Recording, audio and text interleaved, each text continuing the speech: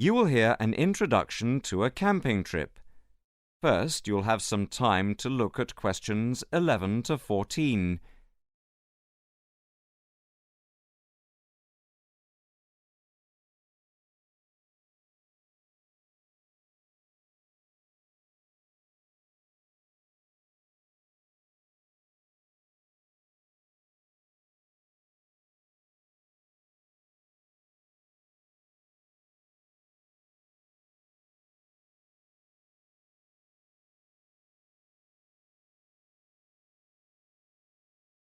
Now listen to the talk and answer questions 11 to 14.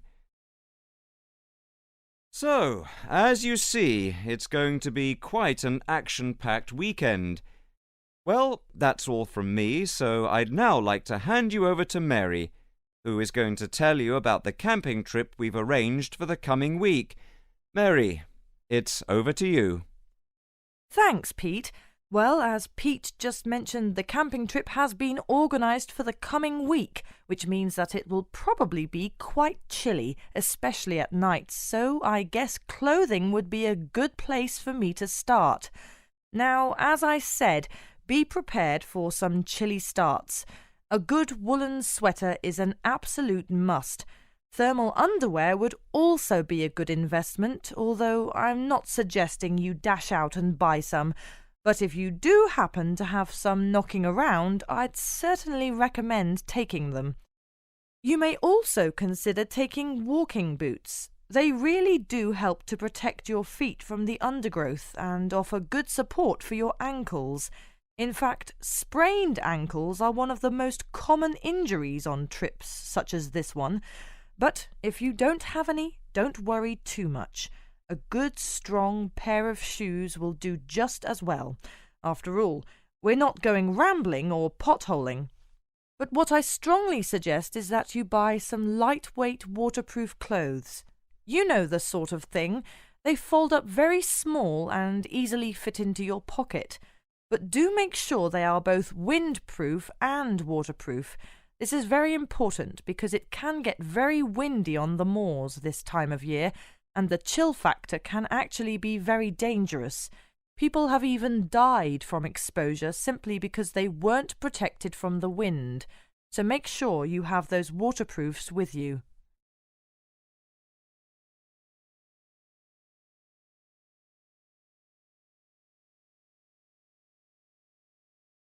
Before you hear the rest of the talk, you'll have some time to look at questions 15 to 20.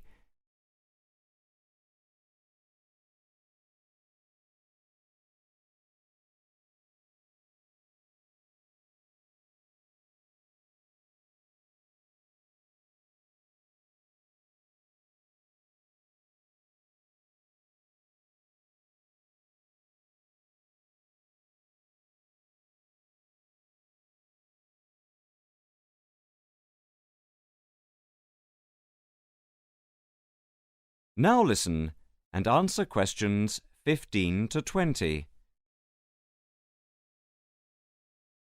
Now for equipment. A torch would be handy, especially if you need to use the bathroom in the middle of the night. A small pocket-sized torch is ideal. You don't need anything that's too big. A pocket knife is always handy too, especially a multi-purpose knife. A Swiss Army knife is ideal. Now, this may sound strange, but take some plastic bags along too. They're ideal for putting over your shoes if the ground is wet, and they really do keep your feet warm and dry. That's about it for equipment. Oh, by the way, I forgot to mention, all the camping equipment will be provided, so you don't need to bring your own. In fact, the tents will be erected by the time we get there, so you won't have much work to do, which I'm sure will come as a welcome relief. We'll be camping on the edge of the forest, so with some luck we should see some wildlife. Deer, buck, badgers and hedgehogs are very active this time of year, so it's certainly worth taking your camera along. But I must insist that the animals' needs come first. Always remember that we'll be camping in their home, so we must respect both their privacy and their territory. So it's very important that A. You never, and I repeat, never leave discarded rubbish lying around, and B. That you keep the noise level to a minimum at all times, especially at night.